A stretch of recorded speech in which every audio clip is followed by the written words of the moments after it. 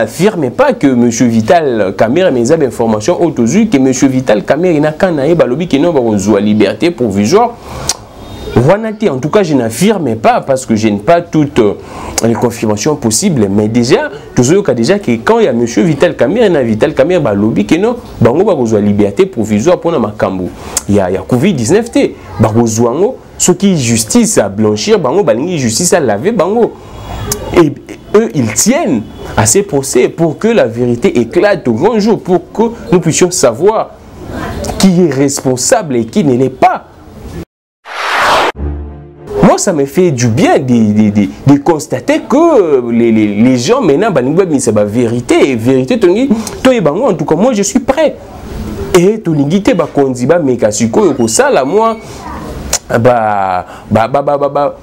action empêcher à ce que vérité et parce que ce qui déjà M. Vital Kamerhe payer liberté provisoire et vous avez une occasion pour Vital Kamerhe et ça corruption morale, moi je peux dire comme ça.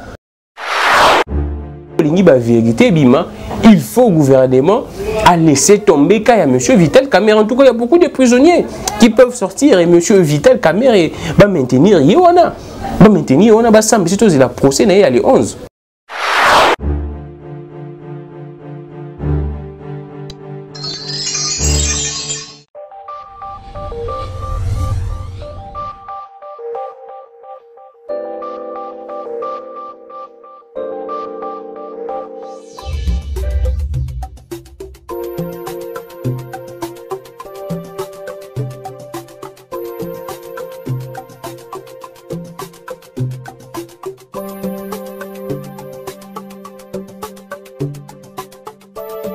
Mercredi 6 mai 2020, bienvenue à tout le monde après un long moment d'absence.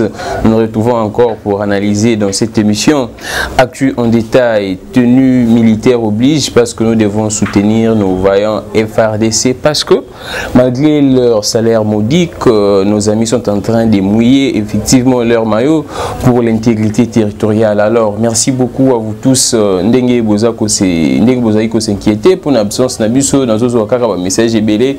Parfois tout ça l'a bien, parfois aussi je me sens dessus parce que bon cela toujours ça là tout le monde affluence il y a battuza vraiment ma casse mingi té na ko partager des missions na ko aimer na ko suggérer émission pas battu sous mais du moins quand nous ne sommes pas là vous nous écrivez à tout moment pour demander qu'est-ce qui ne marche pas bien moins des autres salabiso et c'est parce que boyebi makamobiso to yebi sarabino na actu en détail na banalise na tout ça là que ça makambo et ça la vrai et ça objectif.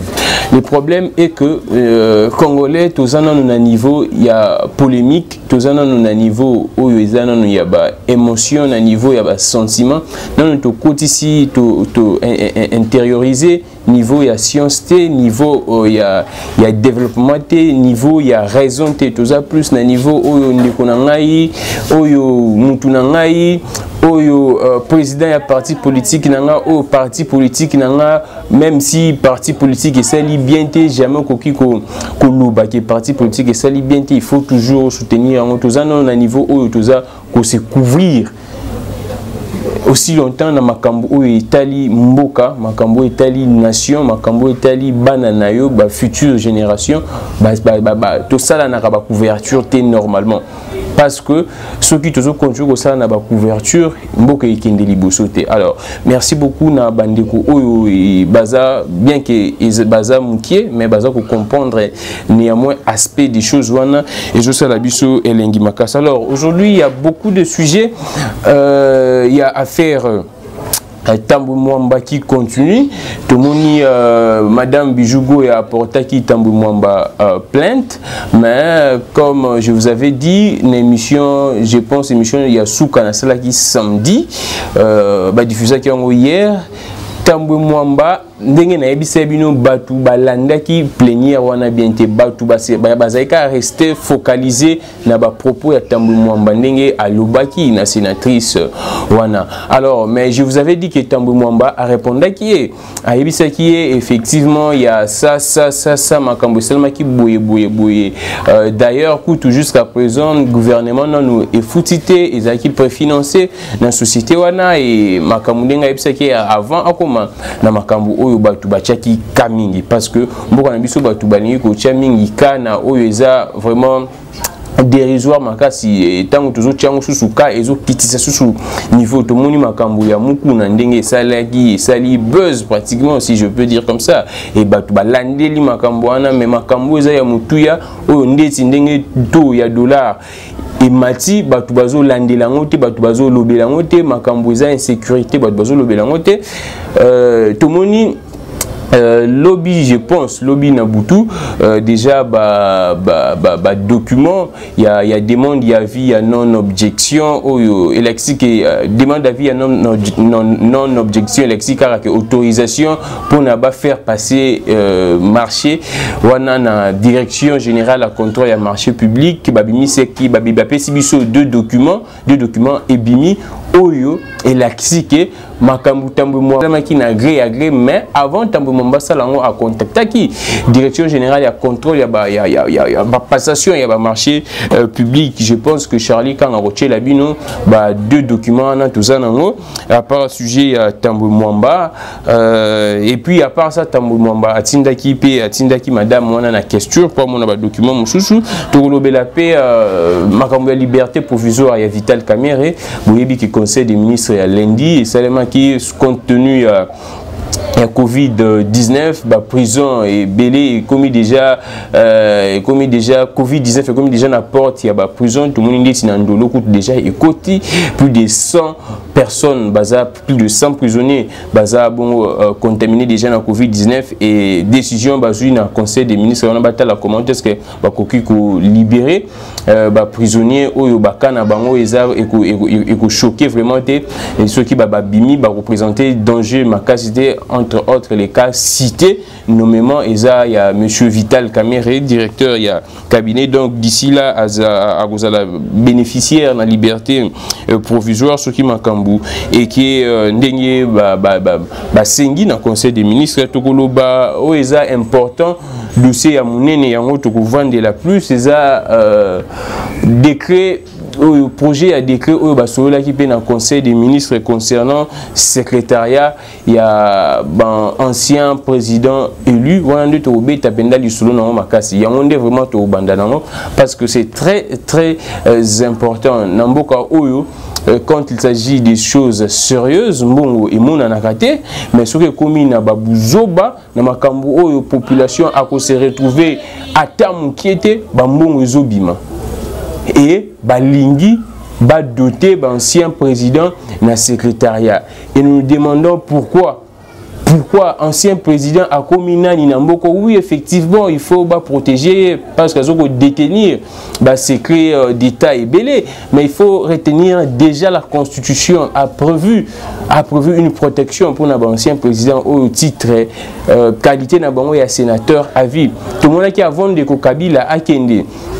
Il y avait une loi qui voté dans le Parlement concernant pour protéger ancien président doté et belé à part ça na chef vraiment des corps il y a Oyo Bazara qui tout autour na président de la République pourquoi est-ce que on veut je ne sais pas si le président Félix Tshisekedi a assuré à venir n'a aussi longtemps constitution déjà en tout cas je ne sais pas comment est-ce que ces histoires doivent passer être discuté na présence il y a président de la République oyo azalaki na opposition oyo ayebi comment est-ce que les gens ont critiqué d'abord déjà loi on ezaki voté na parlement concernant protection concernant dotation mususu bapesa ki ancien président na chef de corps nyonso mais président Yassika aye oyo aussi une opposition il est aussi en voie d'accepter un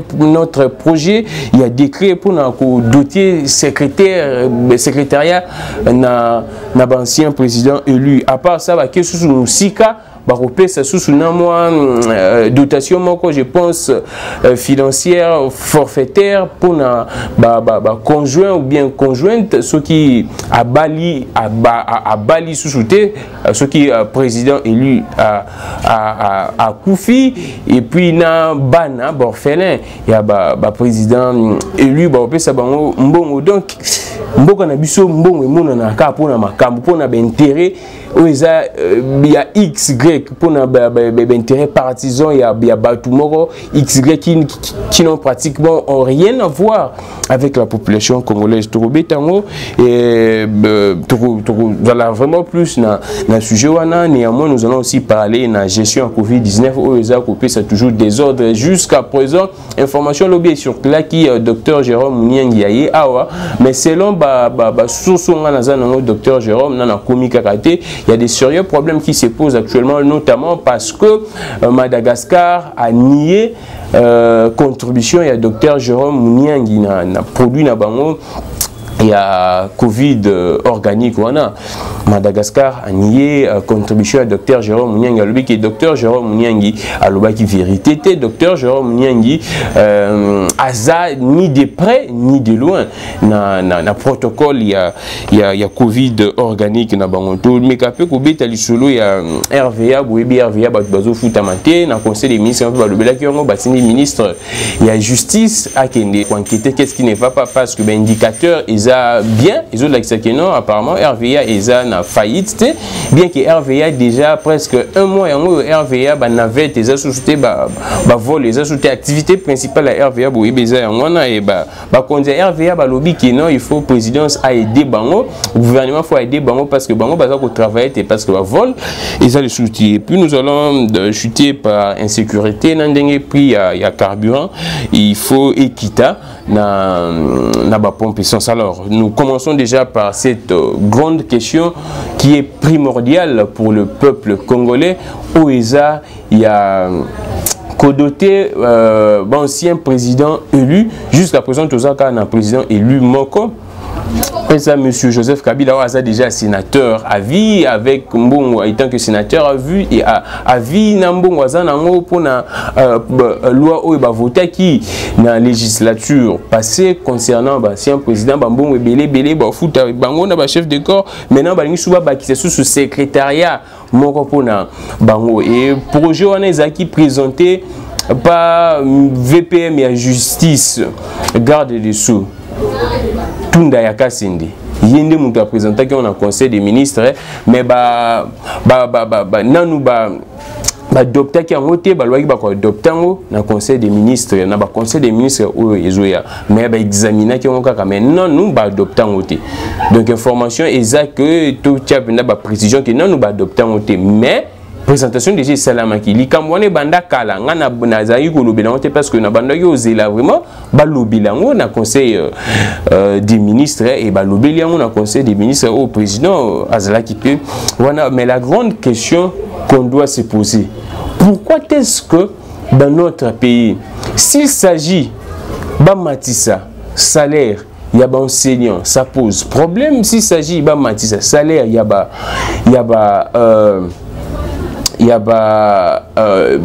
soldats, ça pose problème. Déjà, soldats, bazo sala musala ya makasi, mais bazo futa bango malungate, bazo détourner kutuna bambongo na bango makambo belé. S'il s'agit de salaire, il y a médecin, ça pose un sérieux problème.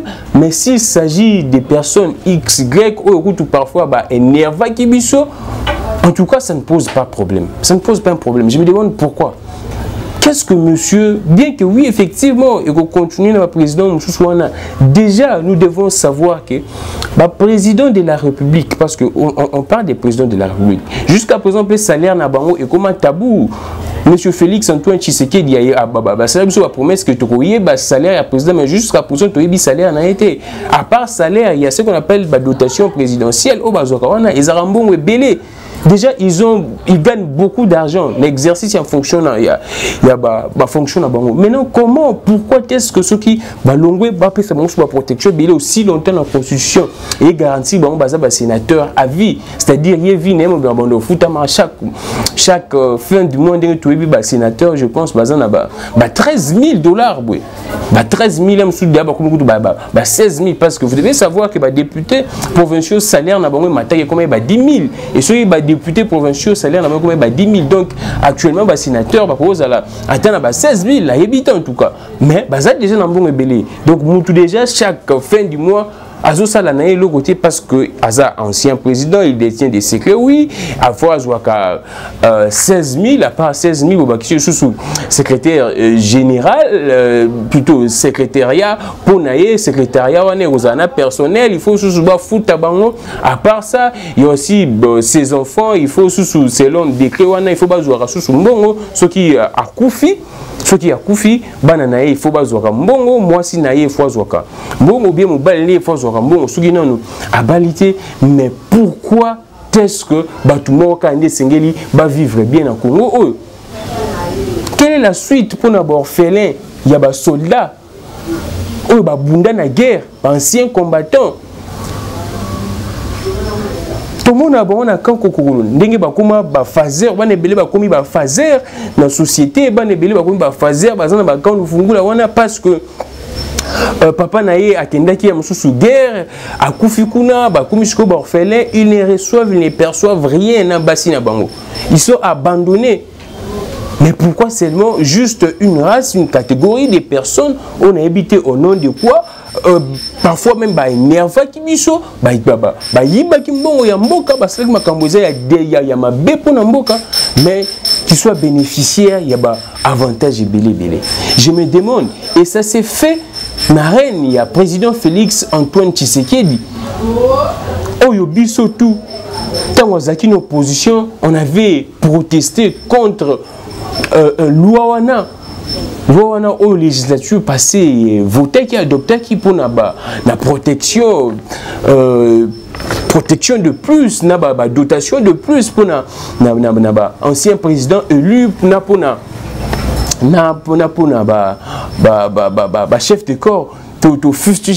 Mais ça se passe maintenant dans le Félix Antoine Tshisekedi. Je me demande, c'est à vous en tout cas de juger. C'est à vous de juger. Pourquoi est-ce que vouloir plaire Joseph Kabila à un niveau mort on a évité en tout cas? Imaginons dans 10 ans. Imaginons pas dans 10 ans. Imaginons dans 50 ans. Comme on a combien de présidents de la République? Est-ce qu'ils tiennent compte de comme on a combien de présidents de la République et nous allons toujours aussi longtemps, il n'y a aucun espoir. Ils ont la que non, Mboka Nabiso, dans 5 ans, 10 ans, il faut changer. Aussi longtemps, nous voyons comment est-ce que la mentalité de nos politiciens. Nous n'allons pas arriver à changer cette classe politique dans 20 ans. Parce que déjà, Oyo, Baza, potentiel remplaçant, il y a des dirigeants, il y a l'élo, Baza déjà, au sein de la classe politique, mais tout le monde, et là, comme on a il ne plonge que dans la flatterie. Il ne plonge que dans la dialélo. Pour gagner des petites sommes d'argent. Ce n'est pas sérieux en tout cas. Ce n'est pas sérieux. C'est pourquoi j'interpelle la population congolaise. Pourquoi est-ce que vous voulez rester toujours derrière des politiciens? Vous pouvez faire la politique.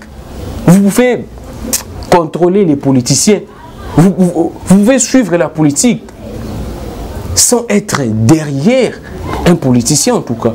Quand tu es derrière un politicien, bêtise, au monde parce que tu te dis que non, président Nangaï, et puis ça complique. Comment ça complique? Si nous voulons un jour Mboka Nabiso et Bonga, et Sengeli, tout sika makambo, tous à la sérieux envers les politiciens Nabiso. On ne va récolter que de politiciens, il y a Bouzoba aussi longtemps biso moro population, toza batu, il y a Bouzoba. Il faut que le baba mo oza cru pour que tu comprennes. Et c'est quand on Mboka Nabiso ezokende. Samedi na chaque émission na expliquer que bino ndenge mbongo ya mboka ezozala bazo sakana nango. Comment est-ce que les gens sont en train de faire disparaître des millions et nous sommes là toujours que main tendue pour que Bamindele va faire sa bisombon. Et après demain, nous allons dire que non, souveraineté, beaucoup de choses. Aussi longtemps, si aujourd'hui, tu respires moi, c'est parce que FMI, c'est parce que l'institution Bretton Woods, c'est biso appuie. Mais appuie, on peut pas c'est biso. FMI et biso que non, il faut tout publier un rapport concernant la gestion Yambongwana. Mais je vous l'ai dit clairement que à ta publication, ce qui est au salé, mais moi je ne vois pas, je ne crois pas. Na ba continuer biso que ba ko respecter ba ça la maintenant dépense Yambong en fonction il y a caisse. Non, je ne vois pas en tout cas. Je ne vois pas connaissant ba konzambo na biso, connaissant mentalité na bango, je ne vois pas. Je ne vois pas. Et il faut signer bientôt là, incessamment, il faut signer, je pense, que vous avez le contrat, si je peux dire comme ça, dans BCC entre gouvernement dans BCC pour que la dépense. Et le gouvernement a reçu là, si na fait année où ils ont juste la dépense proportionnelle, il y a qu'est-ce il faut signer le contrat dans le lobby incessamment entre le gouvernement et BCC pour la dépense sur le gouvernement et reçu là, ils ont proportionnel là dans la caisse, mais je ne vois pas en tout cas. Je ne vois pas la bisokara bien prévu ma kamunenge izalaka ebele. Alors peuple congolais la mouka pour na makambu ya secrétariat oyo balingi ba doté d'ancien président. En tout cas, nous ne sommes pas partants. Nous ne sommes pas partants. C'est dilapider Mbongo.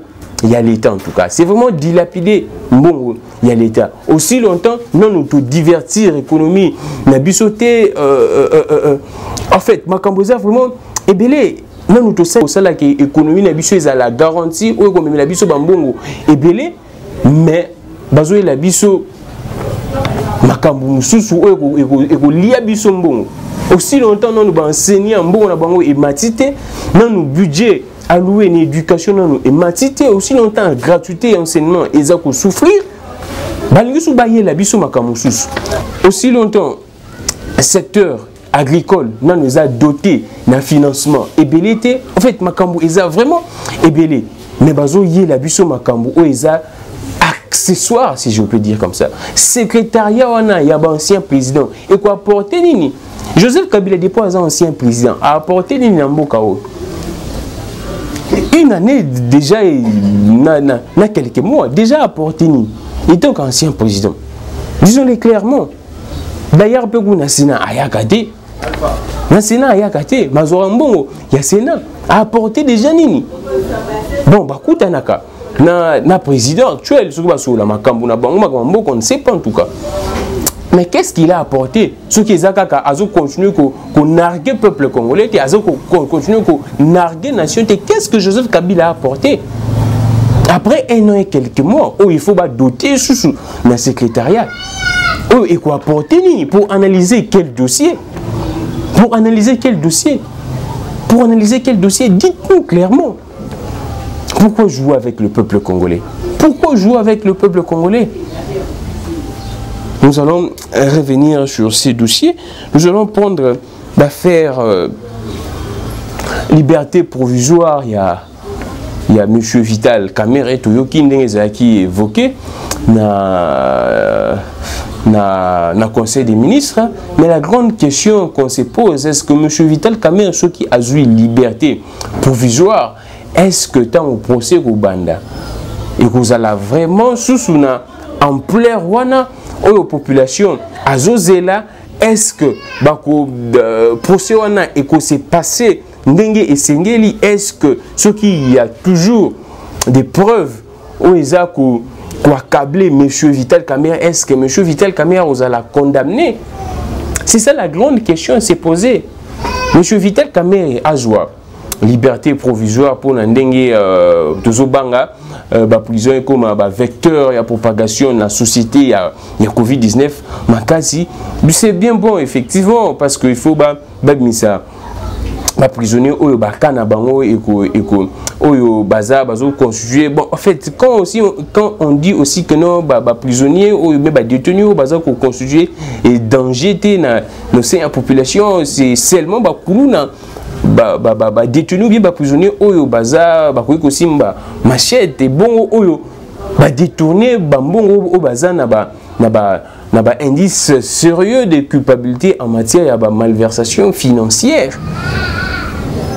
Bango bazo constituer et danger te pour mboka. Est-ce que kobimala bango libanda tout mona ki ba boya ki Vital Kamerhe a sa liberté provisoire parce que selon juge a coquille ko faire disparaître preuve où ils ont accablé. Et maintenant actuellement ce que M. Vital Kamerhe a eu liberté provisoire, quelles sont les sécurités où il y que M. Vital Kamerhe a fait disparaître les sous preuve où ils ont accablé en tout cas. Ce sont là toutes les questions que nous devons nous poser. Parce qu'il y a qui 2 fois de suite. Comme c'est M. Vital Kamerhe liberté provisoire, tout le monde a qui ministre de la justice a se prononcé qui concernant Oyoizaki pratiquement, si on peut dire, bon, il est le numéro 1 de la justice dans notre pays, mais Ndenga se prononcé qui concernant la liberté provisoire que non, on ne peut plus donner la liberté provisoire pour la bateau et baza détenu na Makambouya. Il y a 100 jours, les gens ont fustigé ça. Quand le ministre a dit ça, quand les juges ont dit que non, ce que M. Vital Kamerhe Abimi, il peut influencer la justice, il peut. En tout cas, maintenant, la sécurité a garanti que M. Vital Kamerhe. Pourquoi ne citer que M. Vital Kamerhe? Oui, c'est un cas emblématique, si je peux dire comme ça. Mais quand il y a des indices sérieux, des culpabilités, bon, ils ont belé Yamboka. Bon, ils ont belé Yamboka. Je ne sais pas si tout le monde a qui déjà Makambu, il y a Sami Jamal, hein? A commis déjà, je pense, dans les 80, il est déjà sur autorisation à président de la République, il paraît qu'il a testé positif dans le Covid-19.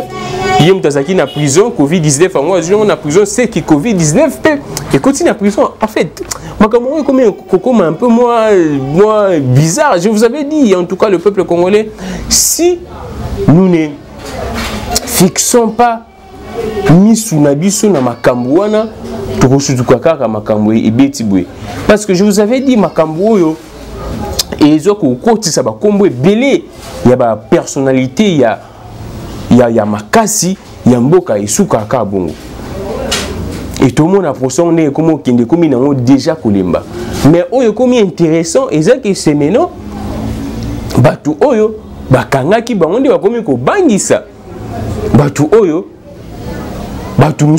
c'est-à-dire, c'est maintenant les camps de Vital Kamerhe qui maintenant tient mordicus que non, il faut, je n'affirme pas que M. Vital Kamerhe mes informations autour que M. Vital Kamerhe n'a qu'un aïe balobi qui n'a pas liberté provisoire. En tout cas, je n'affirme pas parce que je n'ai pas toutes les confirmations possibles. Mais déjà, déjà que quand il y a M. Vital Kamerhe, Vital Kamerhe balobi que non, bango ba kozwa liberté provisoire pour na makambo. Il y a Covid-19 ba kozwa ngo, ce qui justice à blanchir bango, balingi justice à laver bango. Et eux, ils tiennent à ces procès pour que la vérité éclate au grand jour, pour que nous puissions savoir qui est responsable et qui ne l'est pas. Dans Makambo, il y a 100 jours. Moi, ça me fait du bien de constater que les gens maintenant, c'est la vérité. Vérité, en tout cas, moi, je suis prêt. Et tu n'as pas de moi. Action empêcher à ce que vérité et parce que ce qui déjà M. Vital Kamerhe a payé liberté provisoire et vous avez une occasion pour Vital Kamerhe et ça corruption morale, moi je peux dire comme ça. akobimisa susu ba vérité o ba tozo zelaté. Je ne sais pas ce qui est zaka ba Vital Kamerhe balingi ba bangisa biso. En tout cas, je ne sais pas balingi ba bangisa biso ki ba vérité obima. Mais nous voulons à ce que la vérité wana ebima. Tomoni lettre il y a VPM et la justice à lobby que non alingia singa dérogation fait dérogation selon moi la compréhension de cette lettre est dérogation parce que tu yebi que chef de l'état pekisa qui attroupement il y a 20 personnes et selon ampleur il y a dossier on il y a procès Vital Kamerhe et les ministres de la justice estiment que non bah tu as connu qu'on a plus de 20 et moi singi chef de l'état dérogation pour n'avoir autorisé un procès, les gens peuvent aller au-delà. Il y a 20, mais tout en respectant, je le crois bien, bah, mesure, il y a riposte contre Covid-19, tout le monde, bah, parlementaire, bah, ça, COSIG, ils attaquaient, VPM, justice, bah, reporter procès à Vital Kamerhe. Non, le chef de l'État n'a pas qualité, il y a qu'à reporter. Ou bien à Senga la justice qui va reporter pour ça Vital Kamerhe. Non, les chefs de l'État, je ne vois pas. En tout cas, les chefs de l'État n'ont pas qualité. Bon, bien sûr, le chef d'État étant garant et à bon fonctionnement, il peut collaborer en tout cas avec la justice pour dire que on a ma Covid-19, on peut voir comment est-ce que reporter ça. Mais l'être, moi, je ne vois pas ça dans son sens.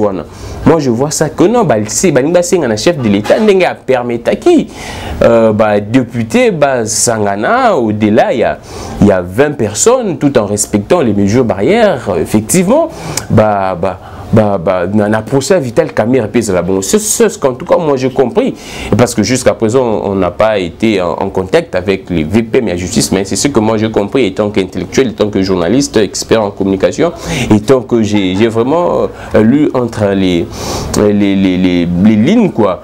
Donc je pense que c'est dans ce sens balingi parce que dans mon ibatu balobeli un peu belé habité sur besoin d'informations mais il y a une lettre dans ce sens je sais au VPM je sais dérogation pour un procès on a monsieur Vital Kamerhe. Alors revenons to kinde batu ya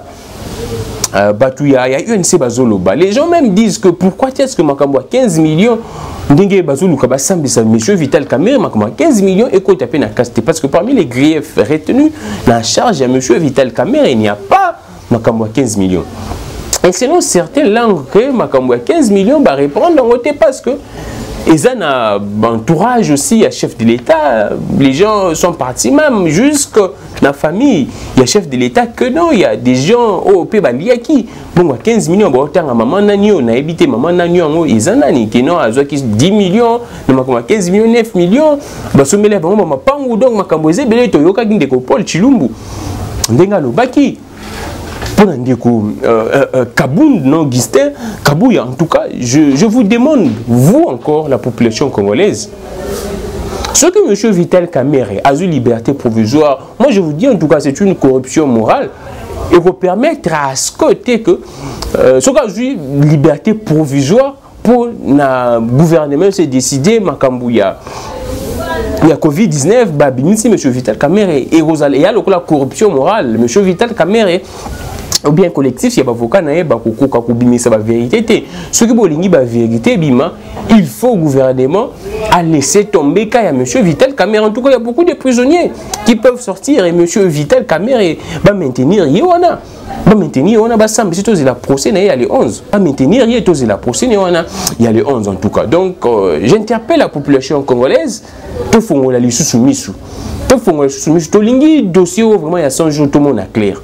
Tout le monde a clairé qu'il y a makambu nyoso et qu'il y a makambu nyoso na makambu ya palais présidentiel wana nyoso tout le monde a clair la vérité vraiment ébima. Alors nous serons là toujours pour tout à la makambu. Nous allons finir parce que il y a beaucoup de choses. Je vous avais promis déjà bien que les simba karaté toujours kendi toujours débordé au-delà de ma minute temps. Alors nous allons prendre affaire Tambou Mwambana Bijou Goya. Bon, en tout cas, nous avons Bijou Goya a porté plainte parce qu'elle s'est sentie blessée. En tout cas, mais revenons, les gens ont parlé de 4 millions pour le financement. Il y a Makambouya. Il il y a réfection, modernisation, il y a salle plénière, il y a Sénat. En tout cas, moi jusqu'à présent, je n'ai pas un document qui atteste 4 millions sur ça. Il y a on appelle samedi, il y a 4 millions. J'attends en tout cas tous les documents. J'avais suivi Tambwe Mwamba à l'Obagi qui non, c'est pas ça qui selon selon norme il y a passation des marchés et Tomoni, direction générale à contrôle des marchés, il y a passation à marché public. Et bien, s'il y avait une non-objection, une autorisation, est-ce qu'effectivement c'était 4 millions? Les gens avaient parlé, il y a société Sogedi, cette société, c'est pas cette société qui a conduit ces travaux, il y a réflexion, il y a modernisation, il y a salle plénière, il y a Sénat. Ce n'est pas en tout cas cette société. Je vais vous lire sur permission, il y a Charlie Kanga, société OSL qui je vais vous lire ça. Et que ça intéressant pour Nabissonioso. Entreprise moderne construction. Entreprise moderne construction. Procédure et salama qui de gré à gré. Où ils demande d'autorisation spéciale. Gré à gré. Travaux de réflexion de la salle plénière. Comme société ou entreprise moderne construction. Donc ils ont solidité. Ceux qui solidité n'est internet. En tout cas ils ont solidité. Il y a un lien que le blanc. J'attendais vraiment voir les documents. Et maintenant là j'ai le document. Je ne suis pas pour Tambwe Mwamba bien contre, je suis en train d'aller dans les analyses, na ba documents on a zanango. Toujours zélasiko yo ba facture bima toyebi ke Tambwe Mwamba c'est biso ke zaki préfinancé jusqu'à présent gouvernement non a pas cité mais nous attendons à ce que ba document.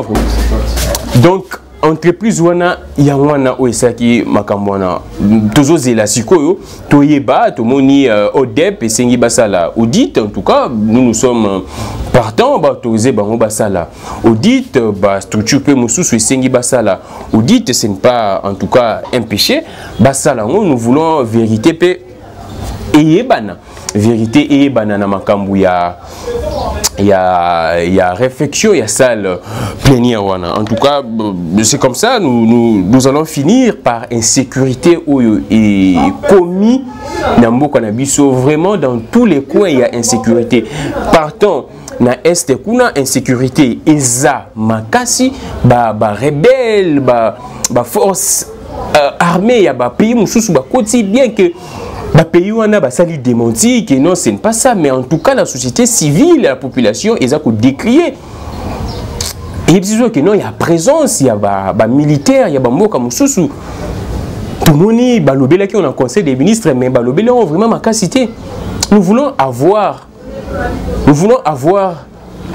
une bonne communication et un gouvernement concernant ma Cambona.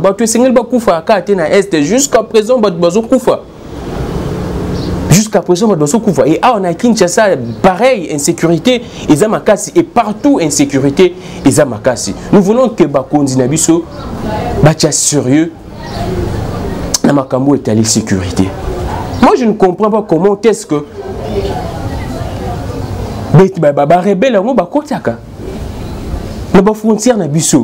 quand je disais une fois porosité Zamakasi, les gens disaient que non, Félix, ça y est déjà, non, Makambouane Sili. Makambouane Sili, Tozo Yokanini. Pourquoi tu l'ingis kaka émotion? Nous voulons une bonne communication. Expliquez Bisso non. Comment est-ce que Barebel wana bakota? Qu'est-ce qui fait en sorte que Barebel wana bakota? C'est parce que l'armée n'a pas eu ma capacité, mais l'armée n'a pas eu déjà qui 7e en Afrique. Comment est-ce que les frontières n'a pas eu rebelle donc il y a complicité. On ne sait pas en tout cas. On ne sait pas. Tout le monde a trafic d'armes. Avion pena et le Kinshasa n'a pas armes na Équateur. Et à Ouatan avion longwe. On se demande, contrôler qui avion on a été ou comment. Et ça les pénètre si un avion on a dans l'Équateur. Là, je suis en train de féliciter l'autorité, il y a l'Équateur. Mais je me demande, dans la capitale, comment est-ce que l'avion on a voyagé qui n'a pas munitions. En tout cas, je ne sais pas. Les choses qu'on déplorait jadis, hier, n'importe qui a Kabila, mais ça continue. Cher chef de l'État. Cher chef de l'État,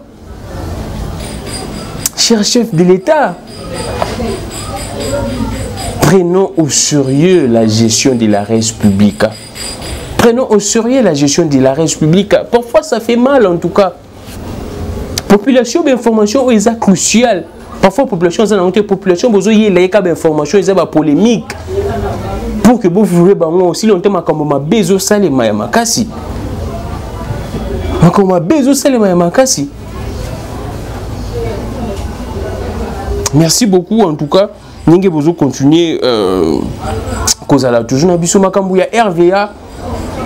Chef de l'État Sengi, ministre de la Justice, ça la bodit kuna. Oui, effectivement, tous et là, comment est-ce que le résultat est au bima? Tous et là, en tout cas, tous et là, je n'ai pas un grand commentaire. Tout le monde dit conseiller RVA, lobby qui non, cotisa sous recette, bon, exacté parce que activité na bango des prédilections, activité na bango écoute c'est bon, voir les autres ça les mater. On attend en tout cas. Mais côté gouvernement, lui qui est indicateur, il bien que non RVA est commis vraiment na faillite standing bazo ça la tête. Bon, on attend. Le gouvernement parle plutôt le gouvernement parle plutôt il y a mes gestions. Le gouvernement parle de la mes gestion, mais RVA parle que non bazo côté ça soutien. En tout cas, nous allons voir Nanyazana a raison. Toujours c'est là makambuana et enquête banda pour tout vérité en tout cas. Et puis nous allons finir par gestion où ils ont toujours ma baie à Covid-19. Tu commis déjà à 797 cas. Et mbongo ils ont coupé sa makaka.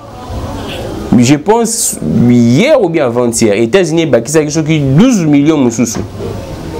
12 millions pour la gestion de la Covid-19. Les États-Unis ont 12 millions mususu. Et mbongo wana tozoye baté ezo kende wapi. Docteur Jérôme Mouniangi, jusqu'à présent, docteur Jérôme Mouniangi, non. Aïe karaté, docteur Jérôme Mouniangi, non, aïe karaté, pourquoi? Oh non, il y a deux problèmes. Avion, est-ce que notre pays vraiment peut souffrir? Avion, frété, avion, pour un docteur, non, docteur Jérôme Mouniangi. De l'autre côté, il y a Madagascar et une contribution des lois ou des prêts. Il y a le docteur Jérôme Mouniangi dans le protocole. En tout cas, on attend ensuite, mais il y a une gestion, il y a ma B, il y a Covid-19. Nous devons dire ça. Tout le monde a une image à cinquantenaire. Comment est-ce que les histoires se passent? Bandou à cinquantenaire, tout le monde a indexé docteur Eteni na docteur Mouyembe. Que non, ils ont beaucoup de vérités. Ils ont beaucoup de vérités. Jusqu'à présent, dans l'hôpital à cinquantenaire, le gouvernement nous a péci à tailler l'autre côté. Tout le monde qui a dit à Dubaï. À Dubaï, qui est un hôtel que jusqu'à présent, nous avons foutu hôtel ou anaté. Dans le conseil des ministres, qui ont foutu bon, on attend vraiment savoir la vérité parce que tu as vu ma communauté, il est cananamboka oyo. Mais ce que je vous demande, le peuple congolais, tout fongolami surtout tika fanatisme. Suivons les histoires qui sont sérieuses et salutaires pour notre pays. Tout tika ba polémique wana. Toujours continuer à enfoncer mot kana ba polémique wana. Ceux qui te continuent kana ba distraction oyo na fin de l'année crise mususu sur makasi ekoya parce qu'après Covid-19 crise à makasi ekoya. Makambo classe. J'ai dit au gouvernement, si nous n'avons pas toujours des moyens pour permettre Bananabiso Bazala protéger contre Covid-19, cherchons d'autres solutions pour Banabazonga attaque la société. Mais comment est-ce que Banabako peut récupérer la matière ou rater année ou année prochaine? Balé qui s'est en classe. Bana o bazwa qui déjà na premier semestre balé qui s'est en classe et ba matière nous va récupérer on est tout ça là cours de complément. Parce que je ne vois pas comment est-ce que notre gouvernement peut protéger en tout cas les enfants. Aussi longtemps, au écoute de Mikolo Baza maladie, la prise en charge na bangote na bopito. Uniquine kuna mbongo jusqu'à présent, na clinique universitaire mbongo ya Covid-19, la gestion Covid-19. Ils ont yaté. Cinquantenaire, même vigile, même et c'est partout. Clinique Ngaliema, c'est partout. Ben infirmier, baza protégé. Tout le monde a salaire, barème, salarial, qui 650, 50, des salaires très modiques. Et s'occuper déjà, selon infirmier, Basali plus de 2 mois, bazui kaka $200, ceux qui $120, wana, ils ne savent pas, et si bango karaboye, si bango le côté, en tout cas, c'est catastrophique. C'est catastrophique en tout cas. Merci beaucoup à vous tous, nombreux pour nous landa. Nous allons nous retrouver demain pour parler toujours ce qui est actualité Bakisami. Pour analyser sous coupé ça va piste, il y a solution comment est-ce que nos autorités doivent agir. Merci beaucoup à Charlie Kanga, merci beaucoup à Kojak Kabou et à 3K Télévision, Maman Mireille Miraïsa Iceberg, merci à Matoumo na Gloire Kabongo, Piscas, Batoutou, na Pessibino, Mbote, que les dieux parfaits qui actionnent nous aident à perfectionner, libérons nos esprits qui vivent l'indépendance de l'esprit, n'est jamais trahir la raison, continuer de s'abonner à la chaîne Nabiso, pour partager, pour suggérer les missions Nabiso. Au revoir.